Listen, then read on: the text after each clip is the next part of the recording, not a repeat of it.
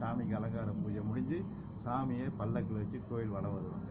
உள்வீதி வளம் வந்து சாமி போய் அமர்வார். இந்த பூஜைலாம் வந்து கோயிலில் முக்கிய பூஜை ஒவ்வொரு மாதமும் நடந்துட்டு இருக்குது. இதுதான் ரொம்ப சிறப்பாக இருக்குது பார்க்க. ஆமாம், இப்போ நம்ம வருஷத்தில் நம்ம சிவராத்திரி சொல்லுவோம். நம்ம இந்தியாவில் மகா சிவராத்திரி நம்ம எல்லாமே வந்து யூடியூப்ல அவரை தான் நம்ம பார்க்குறோம், ஈஷாவை தான் நம்ம பார்க்குறோம்.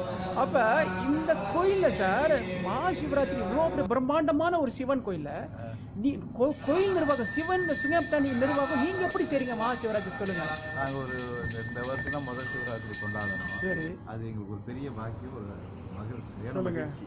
ஏன்னா மக்களோட ஆதரவு பேராதரவு இருந்தது. கிட்டத்தட்ட ஒரு 5000 பேருக்கு மேலே கூடியிருப்பாங்க அந்த ராத்திரி. விடிய ஆள் இருந்தார். மாலை காலை 5:30 மணி வரைக்கும் ஆள் இருந்தாங்க. வேலைக்கு போனோம் 5:30 மேலே கிளம்பிட்டாங்க. பூஜை முடிஞ்சது காலை 6 மணிக்கு தான். அவ்வளோ சிறப்பாக பின்னால் வந்து பஜனை